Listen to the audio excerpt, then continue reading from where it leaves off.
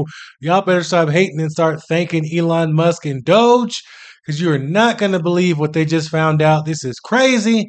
Check this out. Reveal what's really going on. DOGE exposed our immigration asylum disaster. That was the tip of the iceberg. Now, here's the story. DOGE has found that immigration gave a work authorization document to illegals just 5 months after they filed for asylum. That document allowed them to work while they waited to hear whether their asylum request had been accepted or denied. So they could work as an illegal, knowing it would take years before their case was heard. The Immigration Department mailed them a Social Security number. No interview, no proof of identity. Just put it in the mail. Here's your number. In 2021, DOGE says 270,000 new aliens were issued Social Security numbers, 590,000 in 2022, 964,000 in 2023, and 2.1 million in 24, right before Biden left office. DOGE also discovered that 1.3 million aliens are now receiving Medicaid. Millions received driver's licenses, some registered to vote, and DOGE says some actually did vote. Try and square that against Democrat claims that Musk is destroying Social Security and cutting Medicaid. He's not destroying. He's weeding out people who don't qualify.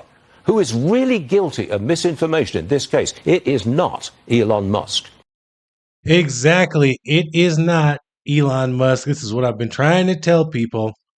Now, if you add up 2 million people and multiply that by what? How much do you think people are getting a month for Social Security? $1,500, $2,000, $5,000?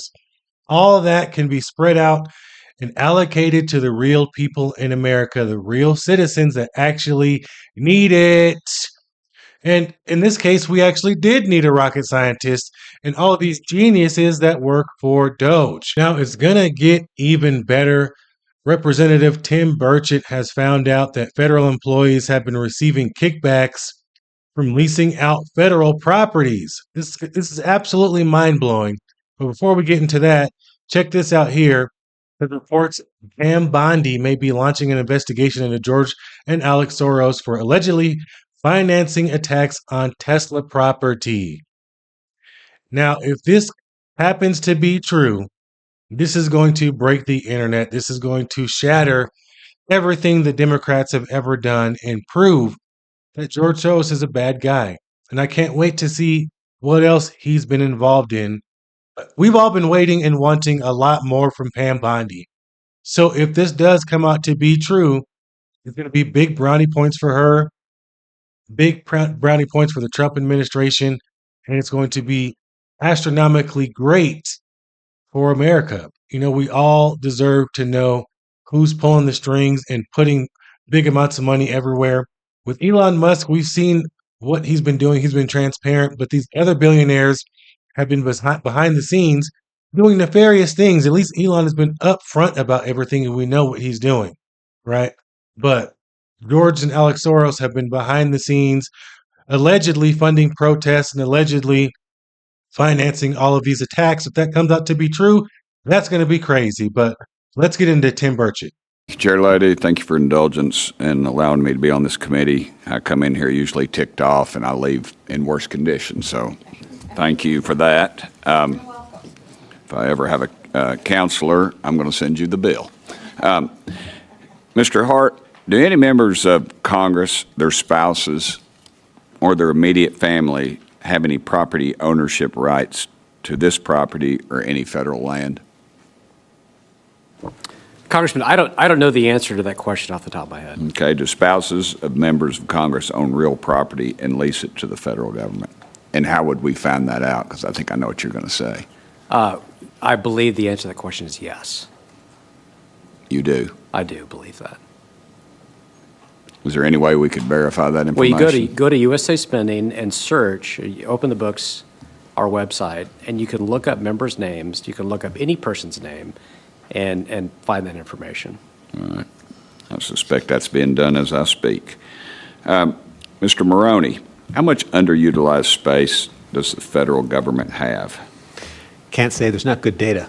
We just don't have data. There's going to come this summer. Congress has now required it. But prior to this, once you get outside of headquarters, there wasn't measurement of how much the I buildings were hate being these used. studies. Every day we vote on a new study, and I suspect there's some warehouse like in Raiders of the Lost Ark at the end where they're putting this, and our top people are looking at it, and there's these studies are just on these shelves in these vast warehouses. Would you agree with that assumption? There are a lot of studies. All right. Remember, you're whatever. All right. How much would the federal government save by allowing unneeded leases to expire? Federal government spends about $6 billion on leased office space, so depending on how many you let expire, you get substantial savings. As I said up here, people chastise the thought of making a profit. To me, that's not an evil thing. That allows for more people to be employed. It seems that we have forgotten exactly who we work for, and it's the people back home who are struggling. Now, when I was mayor of Knox County, one of the first things I did was I said, get me a list of all the property we own in Knox County. And it was amazing to me. I mean, we had property in neighborhoods. We had some of it was obviously undevelopable. So one was on the corner of a small airport. But it was all over. We had something listed as a park, and it was nothing further from a park. And we ended up selling a lot of this property, and we paid cash for schools, crazy things like that. We didn't stay in debt. And to me, that just seems like the model that the federal government should adopt. We should have a listing of the property, and the people ought to be able to review that and make better assumptions, because I think they're a lot more smarter than we give them credit for. And I suspect that's part of the problem. They don't want to let them look behind the curtain, so to speak. Would you agree with that? It is important to have that kind of data. There is an inventory that's available online, but there are significant issues with its reliability. Mr. Hart, would you care to address that? We would like to enhance the transparency of all of that data. I think it's one of the most important assets that taxpayers should be able to review the cost so that they can make good decisions. And again, the purpose of transparency is to empower taxpayers. Transparency is not a two-way street. The government does not have the right to inspect our checkbook. Taxpayers do have the right to inspect the government's checkbook because it's their money. Mr. Kendall, would you care to offer your... I'm all in favor of transparency. No objection. It seems our friends in the media always strive for that, and then and we get pretty gutless up here. So I would hope in the future we would address that. So I'll yield my 49 seconds back to you, Chair Lady. Thank you for your indulgence, ma'am. Thank you, Mr. Burchett. Well, I hope they're accurate about all of this. I really do hope that we will start seeing people being held accountable for wasting our taxpayer dollars. And I think no one should get a more severe punishment than people in the government committing fraud and doing these terrible, terrible things when we trusted and believe in them to do the right thing when they join the government. They're supposed to be the best leaders of the country. We're supposed to be able to trust them. But if they fail us and they're caught lying and literally stealing our money laundering, fraud, all of these possible alleged things, they need to go down for that, and they should get the hammer thrown at them.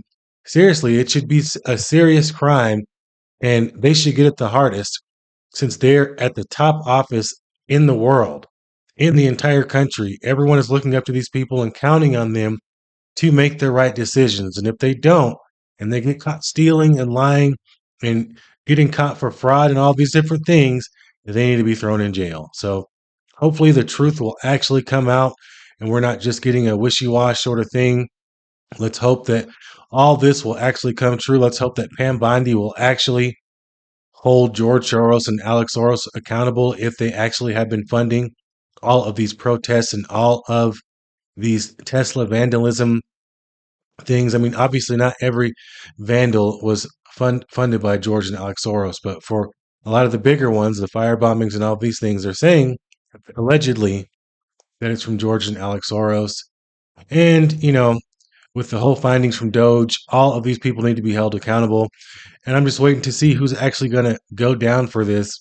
We can't just sweep it under the rug like they have been doing with so many other things, like the guy that has his own island. They just swept that under the rug. We need the truth. We need to see what is actually happening. We deserve it as American citizens. You guys drop a comment down below. Don't forget to subscribe on your way out. You're watching the Unexplained Outlook, and I'll catch you in the next one. Peace.